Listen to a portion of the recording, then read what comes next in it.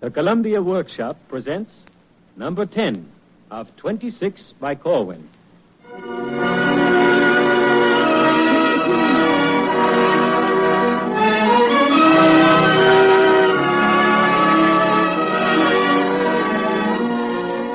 Between Americans, an informal program for informal people, written and directed by Norman Corwin, and featuring Ray Collins as the editorial we, with original music, including a special overture composed and conducted by Alexander Semler.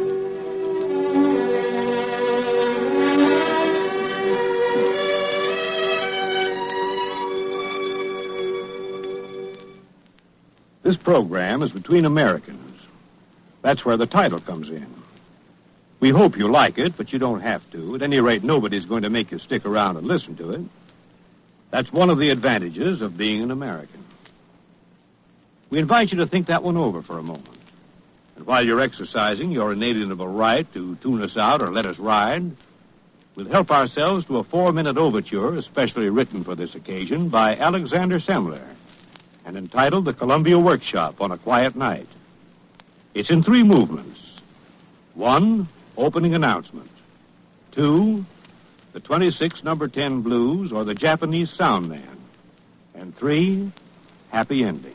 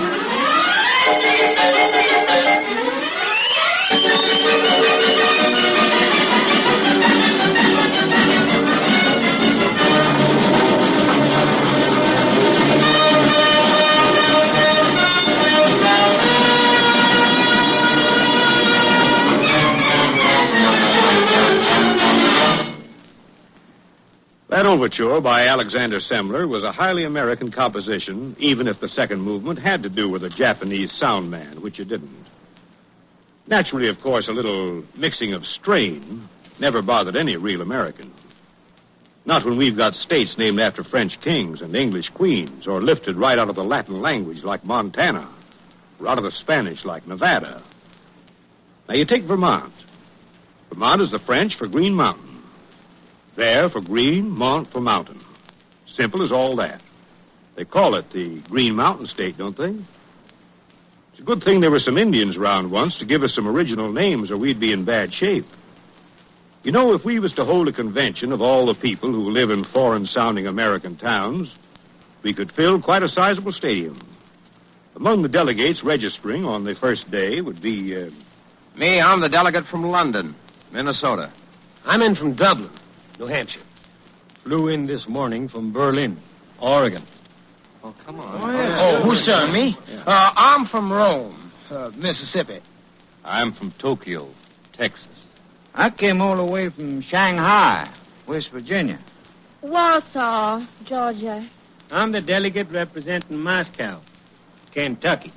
My town is Toronto, Kansas. As for me, Lisbon, Maine. Delegate from Madrid, Alabama, reporting. I'm from Stockholm, South Dakota.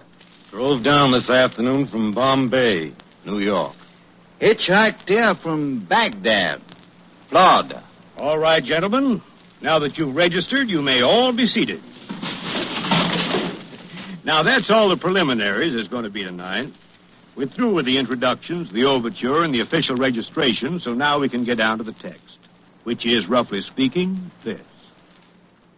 People are thinking about their country pretty hard these days. Some of them for the first time in their lives. People are wondering where we're headed. Men are being called on to get ready to defend America if need be. And a lot of them are thinking in terms of what there is to defend.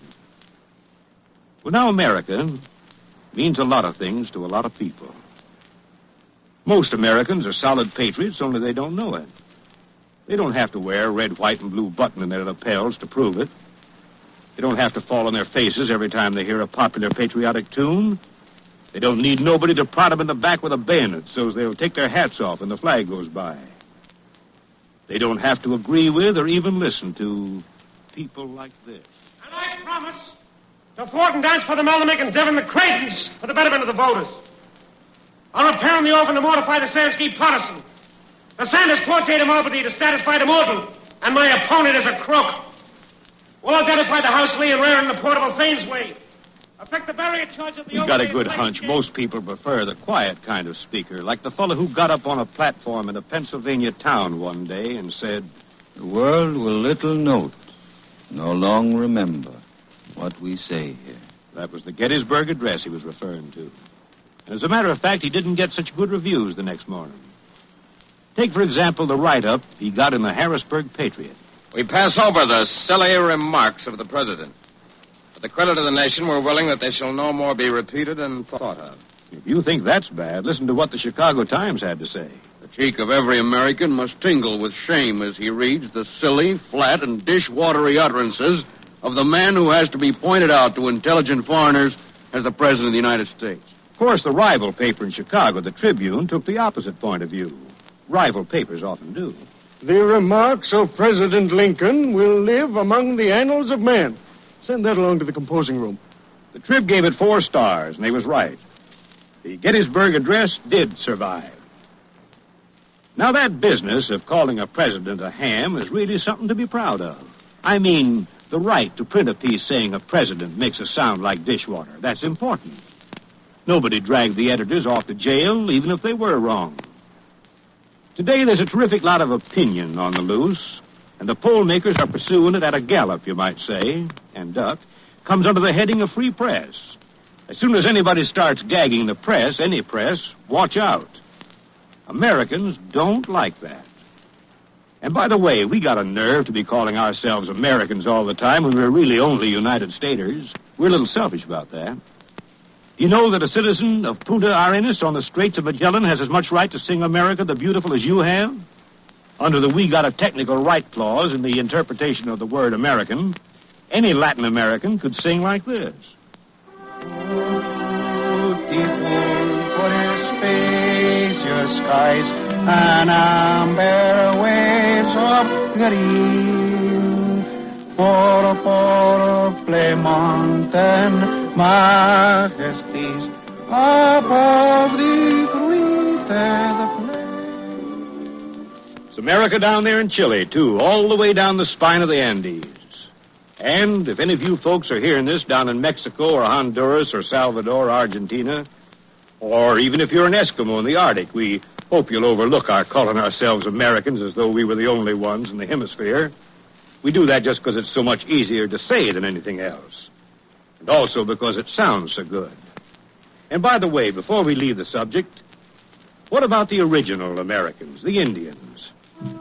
They're the only race which the scientists honor by the name of Homo Americanus. Not even George Washington and Tom Jefferson were Homo Americanuses.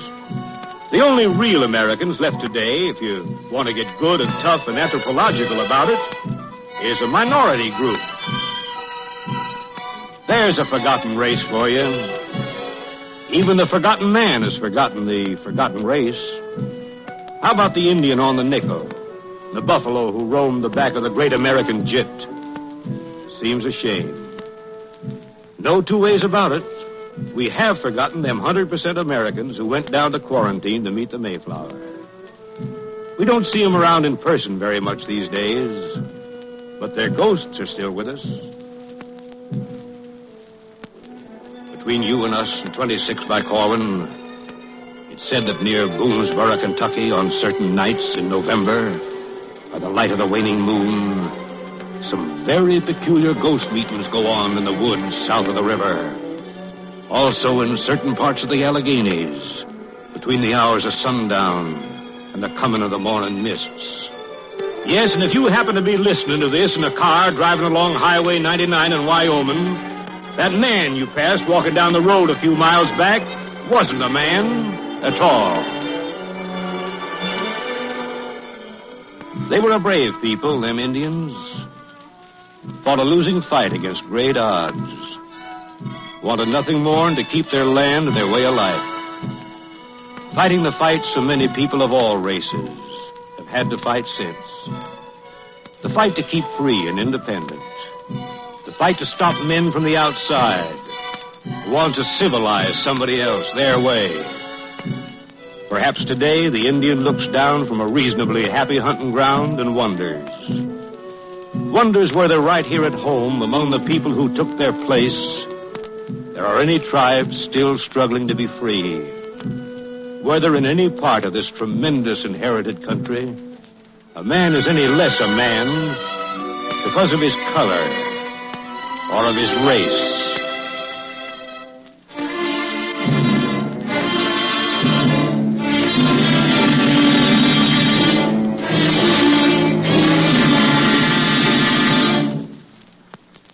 Have you ever asked yourself what America means to you?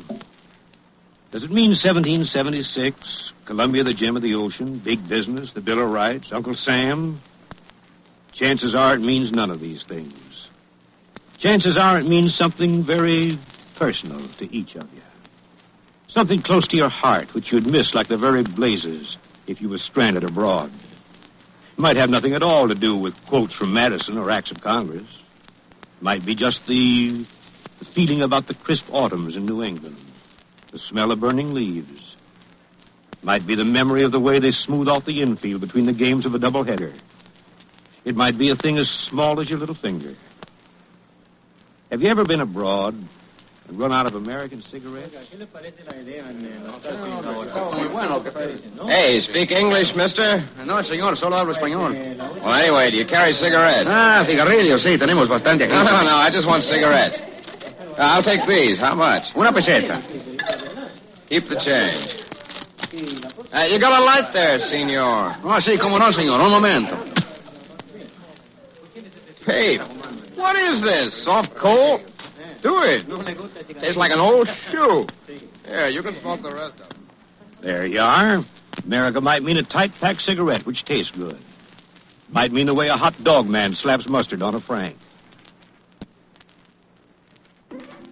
What do you suppose America means to that auto repairman in the grease-caked dungarees who works in the garage on the corner of Willow and Elm Streets? It means, quite likely, crawling under that 1936 Buick and dragging an electric light bulb on a long extension afterward. Joe, hand me that wrench. What wrench? The wrench at your feet, right there. Where? I don't see no wrench. You're blind where you're looking. No, behind you. Oh, why'd you say so? Here you are. That's more like it.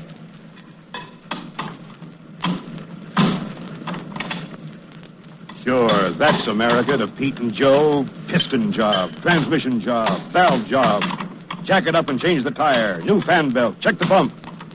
And on Saturday night, take the girl down to Joyland Dance Park.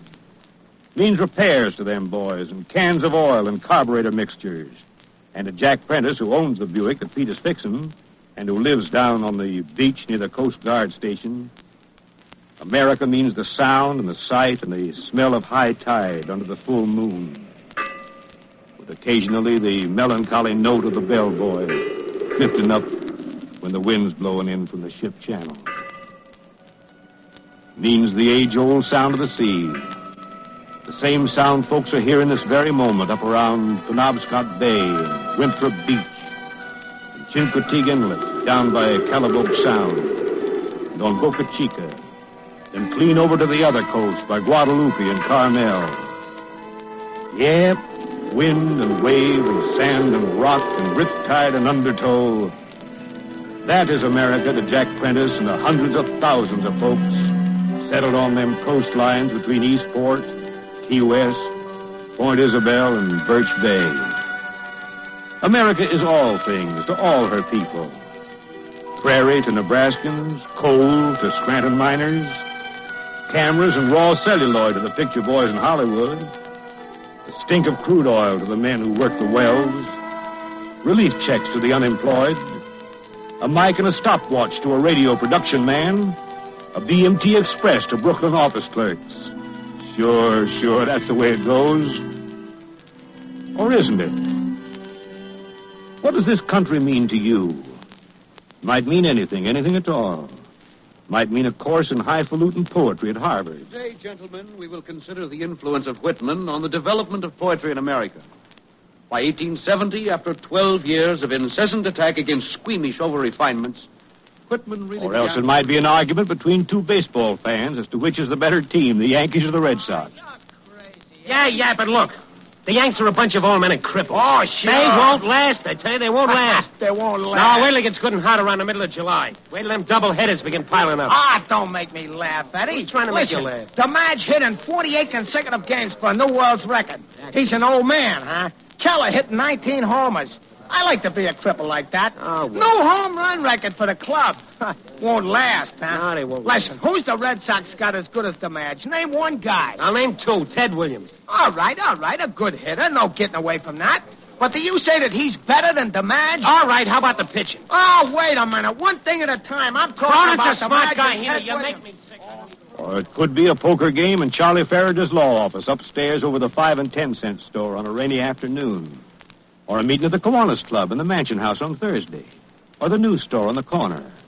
Or a great symphony concert sent out over everybody's air, playing the music of all the world's great composers, regardless of their race or nationality. For instance, something by a great German Jew named Mendelssohn. Something you couldn't play in certain countries on the other side.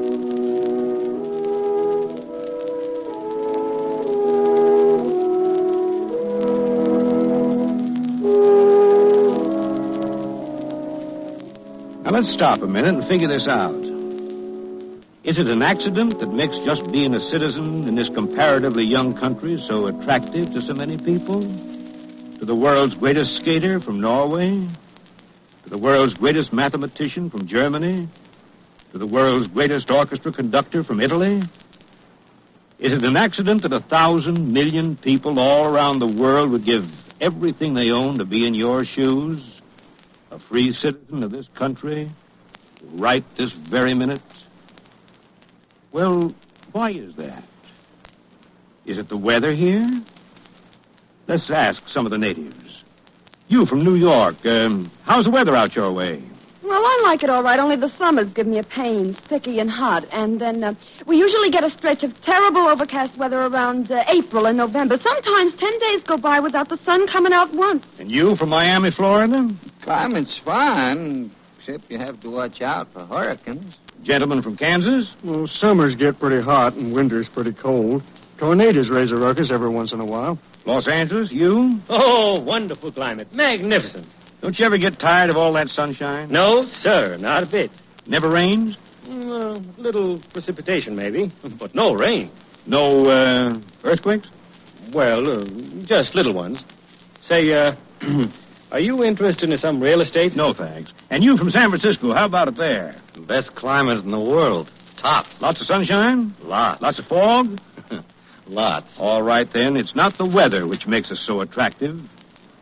Is it maybe our wine, women, and song? Let's ask the experts. You there, you expert on women. American women are beautiful, certainly. But we've never produced any classic or historic beauty. We have no legendary figure to compare with Helen of Troy, or with any of the Greek or Roman Venuses, or with Egypt's Cleopatra. As far as fiction is concerned, we can offer nobody to stand up against Italy's Juliet, or Germany's Isolde, or France's Roxanne. Certainly not Scarlett O'Hara. Certainly not. No, indeed. All right, that's fine, Doc. Thanks very much. Now, what about our wines? Is that what makes America so attractive from the outside looking in? How about it, wine expert? American wines are excellent. But then, of course, meaning no offense, have you ever heard of French champagne, of Burgundy, or Liebfraumilch? Okay. Can it be our song, Maestro? America can well be proud of its composers and of its wealth of folk music. But the fact of the matter is that we Americans have yet to produce a single world great symphony. Whereas Finland has produced 7, Germany and Austria 50, the Russians about 12, the French 2 or 3, England 2 or 3, Bohemia... Not song, then. Neither wine, women, nor song. So what is it, then? Well, it's this, when you come right down to it. It's the spectacle of nearly 150 million people trying to live up to the expectations of a handful of great men who lived and died 250 years ago. Men who were so fed up with the kind of government they'd been getting, they sat down and wrote a new constitution for themselves and their children. A democratic constitution that's never been topped before or since. Unfortunately, we don't always live up to that document. There's some people who'd like to stiff-arm the Constitution right out of the books. Others who deliberately twist it and turn it until it means something quite different than what Franklin and Jefferson meant it to mean. Like the devil quoting the scriptures to his own purpose. There's intolerance and bigotry in certain places, and a lot of things there shouldn't be. But we 150 million people, by and large, are still trying to live by the rules. The best rules we've seen around in a long time, or are likely to see in a long time. Of course, there are other things that make our union a good one to belong to. It's a beautiful country, even though it has a lot of incorrigible badlands and incorrigible slums. Ain't many countries you find have as much in them to look at and wonder about as this one. This can be a kind of a fierce country, too. You ever see the way its mountains frown down sometimes? You know what they're frowning at? Some rumors they heard about petty intrigue, about political bosses and shysters and fakers and grafters and guys who make a business of gypping the people. Ever see the way the skies suddenly get black? The thunder roars and the lightning starts throwing itself around? That's the restless spirit of the country saying what there is to say about a lynching. Ever see a storm whooping it up across the Great Lakes? That's how the American winds feel about anybody who denies anybody else a fair trial or free speech or the right to assemble or the right to worship as one sees fit.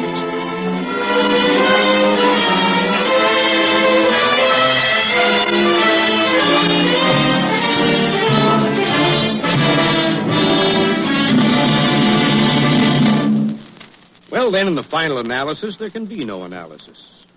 Many great thinkers and poets have attempted it, but the country's too big for any one man. There's Walt Whitman and Carl Sandburg and Tom Wolfe.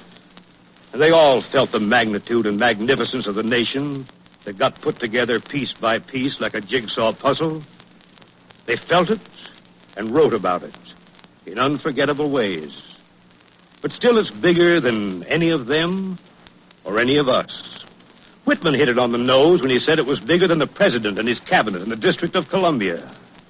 It's not Park Avenue or Broadway or 42nd Street or the Loop or the Golden Triangle. It's other things. Many, many, many other things. Swimming holes. Gas stations. Strollers on Main Street. Tourist houses on the edge of town along the state highway.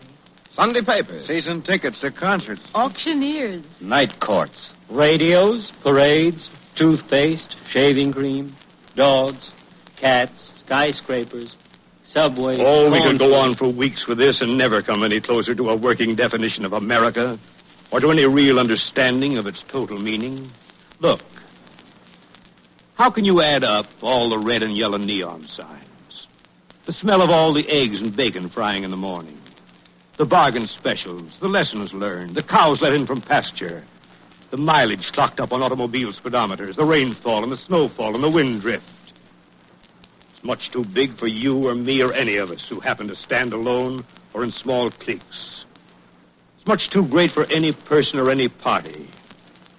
Too much loved by all its people, loved in spite of and because of its faults and virtues, its past mistakes and future promises. America's not a map, a poem, a post of legionnaires, an almanac, a mural, a building in the heart of Washington. It's a territory, possessed by people, possessed by an ideal. Well, that's all, listeners. Just wanted to talk between Americans for a half hour of a warm summer Sunday.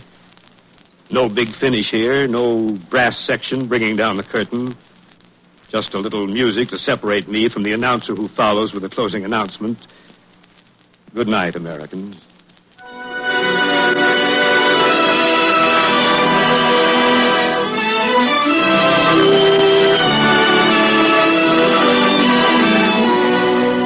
You have been listening to Between Americans, an informal essay for informal listeners, written and directed by Norman Corwin as the 10th in the Columbia Workshop Cycle 26 by Corwin. The principal narrator was Ray Collins, and the original musical score was composed and conducted by Alexander Semler. His overture, The Columbia Workshop on a Quiet Night, was given its first performance on this program. This is the Columbia Broadcasting System. WBNS Columbus.